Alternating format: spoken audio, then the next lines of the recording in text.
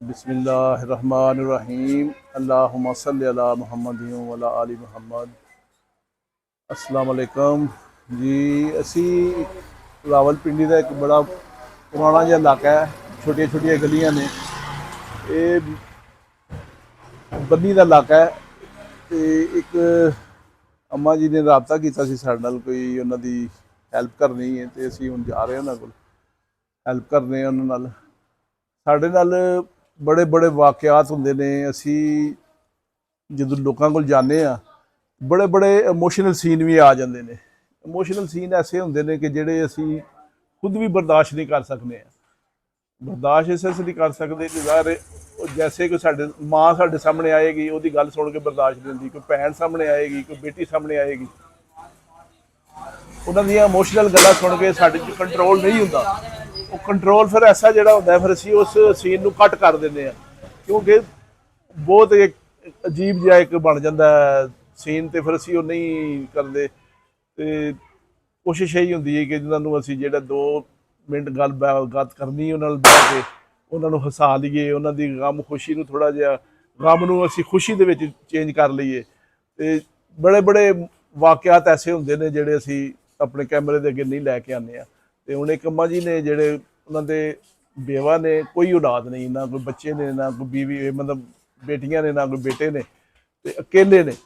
ਉਹਨਾਂ ਨਾਲ ਅਸੀਂ ਹੁਣ ਗੱਲਬਾਤ ਕਰਨੇ ਆ, ਉਹਨਾਂ ਦਾ ਗੁਜ਼ਾਰਾ ਕਿਸ ਤਰ੍ਹਾਂ ਹੁੰਦਾ ਵੇ, ਕਿਸ ਕੋਲ ਰਹਿ ਰਹੇ ਨੇ, ਕਿਸ ਤਰ੍ਹਾਂ ਆਪਣਾ ਗੁਜ਼ਾਰਾ ਕਰ ਰਹੇ ਨੇ। ਜਾ ਕੇ ਅਸੀਂ ਅੰਦਰ ਉਹਨਾਂ ਨਾਲ ਗੱਲ ਕਰਨੇ ਆ। ਤੇ अस्सलाम वालेकुम। फैज साहब तुसीं अंदर आ सकते हैं?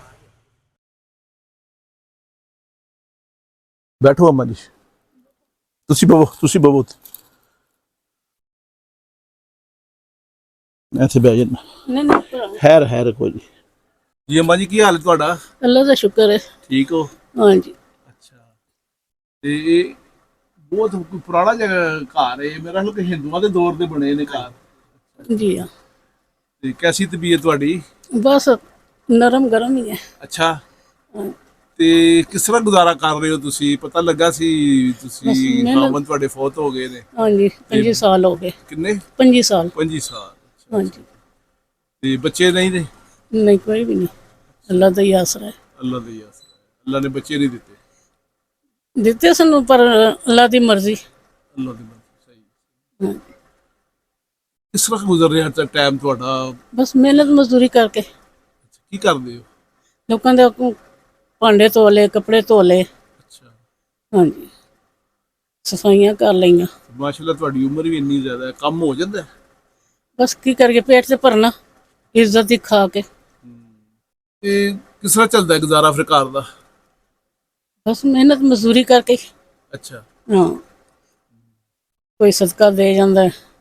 ਠੀਕ ਹੈ। ਸਦਕਾ ਹਰਾਤ ਲੈ ਲੈਂਦੇ ਹੋ ਤੇ ਉਹਦਾ ਗੁਜ਼ਾਰਾ ਕਰ ਲੈਂਦੇ ਹੋ। हाँ जी। यह बच्चा है, यह भी इसनूं भी बीमारियां लग गई इस उम्र च। ਅੱਛਾ। हाँ। ਇਹ ਕੀ ਲੱਗਦਾ ਬੱਚਾ ਤੁਹਾਡਾ? ਇਹਦੇ ਨਾਲ 2 ਰਿਸ਼ਤੇ ਨੇ ਮੇਰੇ। ਹਾਂਜੀ।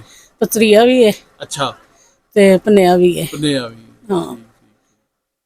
ਇਹ ਮੇਰਾ ਹਾਲ ਬਾਈਕੀਆਂ ਚਲਾਉਂਦੇ ਨੇ? ਹਾਂਜੀ। ਇਹ ਵੀ 2 ਦਿਨ ਕਮਾ ਲੈਂਦਾ ਤੇ 4 ਦਿਨ ਦਵਾਈਆਂ ਤੇ ਲਗਾ ਦਿੰਦਾ। ਜ਼ਾਹਿਰ ਹੈ ਉਹ ਵੀ ਹਵਾਈ ਰੋਜ਼ੀ ਹੈ। ਹਾਂਜੀ। ਤੇ ਇਸ ਤੇ ਬੰਡਲ ਨਹੀਂ ਪਾ ਸਕਦੀ ਮੈਂ। ਅੱਛਾ। ਤੁਹਾਡੇ ਵਾਸਤੇ ਕੋਈ ਕਿਸ ਤਰ੍ਹਾਂ ਬਿਹਤਰੀ ਹੋ ਸਕਦੀ ਹੈ? ਕੋਈ ਤੁਹਾਡੇ ਨਾਲ ਕੋਈ ਅਸੀਂ ਤਾਵਨ ਕਰੀਏ, ਕੋਈ ਰਾਸ਼ਨ ਤੁਹਾਨੂੰ ਮਹੀਨੇ ਦਾ ਦੇ ਦਈਏ ਕਰੀਏ, ਜਾਂ ਕਿਸ ਤਰ੍ਹਾਂ ਤੁਸੀਂ ਖੁਸ਼ ਹੁੰਦੇ ਹੋ ਕਿ ਅਸੀਂ ਤੁਹਾਨੂੰ ਕੋਈ ਪੈਸੇ ਦੇ ਦਈਏ ਕਰੀਏ ਕਿ ਤੁਹਾਡੇ ਕੰਮ ਆ ਜਾਣ, ਕੋਈ ਦਵਾਈਆਂ ਦੇ ਕੰਮ ਆ ਜਾਣ, ਜਾਂ ਜਿਸ ਤਰ੍ਹਾਂ ਵੀ ਜਿਸ ਤਰ੍ਹਾਂ ਤੁਸੀਂ ਖੁਸ਼ ਹੁੰਦੇ ਹੋ ਅਸੀਂ ਉਸ ਤਰ੍ਹਾਂ ਕਰ ਲੈਂਦੇ ਹਾਂ। ਅਸੀਂ ਤੇ ਅੱਲਾਹ ਪਾਕ ਨੇ ਜਿਹੜੀ ਡਿਊਟੀ ਲਾਈ ਹੈ ਹਰ ਬੰਦੇ ਕੋਲ ਜਾਂਦੇ ਆ, ਉਹਦੀ ਖਾਹਿਸ਼ ਪੁੱਛਦੇ ਆ। ਬਸ ਜਿਸ ਤਰ੍ਹਾਂ ਮੁਨਾਸਬ ਸਮਝਦੇ ਹੋ। ਪਰੇਸ਼ਾਨ ਹੋ ਗਏ ਤੁਸੀਂ? ਜ਼ਾਹਿਰ ਸਿਰ ਤੇ ਕੋਈ ਨਾ ਹੋਏ, ਜਵਾਨ ਬੱਚਾ ਸਾਹਮਣੇ ਅੱਖਾਂ ਦੇ ਬਿਮਾਰ ਰਹੇ। ਬੱਚੇ ਨੂੰ ਕੀ ਤਕਲੀਫ ਹੈ? ਇਹਨੂੰ ਦਿਲ ਦੀ ਤਕਲੀਫ ਹੈ, ਫਾਲਜ ਦਾ ਅਟੈਕ ਹੋਇਆ ਹੈ। ਓਹੋ। ਹੁਣ ਬਾਕਿਆ ਨਹੀਂ ਚਲਾ ਸਕਦਾ, ਮੁਸ਼ਕਲ ਚਲਾਉਂਦਾ? ਹਾਂ। ਤੇ ਘਰ ਤੁਹਾਡਾ ਕਿਰਾਏ ਤੇ ਵੀ ਜਾਂ ਕੀ ਹਿਸਾਬ ਹੈ? ਆਪਣਾ? ਸਹੁਰੇ ਨੇ ਦਿੱਤਾ ਹੋਇਆ। ਅੱਛਾ ਅੱਛਾ, ਮਤਲਬ ਆਪਣਾ ਹੀ? ਹਾਂ, ਹੁਣ ਉਹ ਵੀ ਲੱਗੇ ਹੋਏ ਨੇ ਕਿ ਖਾਲੀ ਕਰੋ। ਉਹ ਕਿਉਂ? ਬਸ ਅਗਲਿਆਂ ਦੀ ਦੇਵਰਾਂ ਦੀ ਮਰਜ਼ੀ। ਕੋਈ ਕਿਸੇ ਦਾ ਨਹੀਂ ਬੁਰੇ ਵਕਤ ਤੇ ਦਿਓਰ ਜਾਂ ਜੇਠ ਜਿਹੜੇ ਨੇ ਕੋਈ ਉਹ ਨਹੀਂ ਕੰਮ ਆਉਂਦੇ? ਜੇਠ ਤੇ ਆਈ ਕੋਈ ਨਹੀਂ, ਮੈਂ ਸਾਰਿਆਂ ਤੋਂ ਵੱਡੀ ਮੈਂ ਹੀ ਆ। ਅੱਛਾ, ਵੱਡੇ ਤੁਸੀਂ ਸੱਚ। ਹਾਂ 25 ਸਾਲ ਹੋ ਗਏ ਨੇ ਖਾਵਨ ਤੋਂ, ਕਿਸੇ ਨੇ ਨਹੀਂ ਪੁੱਛਿਆ, ਕਿਸੇ ਨੇ ਕੋਈ ਮਦਦ ਸ਼ਦਤ ਕੋਈ ਨਹੀਂ ਕਰਦਾ, ਕੋਈ ਵੀ ਨਹੀਂ। ਬਸ ਅੱਲਾਹ ਤਾਲਾ ਹੀ ਜਿਹੜਾ ਹੈ ਕੋਈ। ਹਾਂਜੀ ਚਲੋ ਕੋਈ नहीं, ਤੁਹਾਡੀਆਂ ਗੱਲਾਂ ਸੁਣ ਕੇ ਤੇ ਬੜੀ परेशानी लगी है। ये वो लम्हा था जिस वक़्त माँ जी भी अपने जज्बात पर काबू न रख सकी और हम भी अपने जज्बात खो बैठे।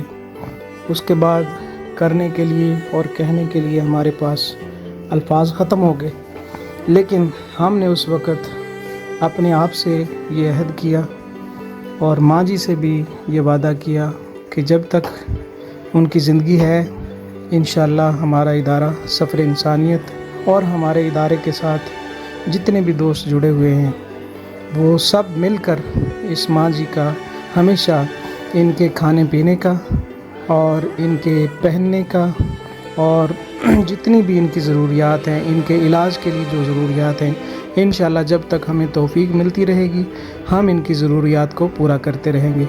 आप तमाम जो साथी देखने वाले हैं, आप तमाम अहबाब से ये गुजारिश है, आप तमाम अहबाब इस नेकी के काम में भी और सफ़र इंसानियत जो भी इस तरह के काम कर रहा है उसमें शामिल हो जाएं, सादत दारैन हासिल करें।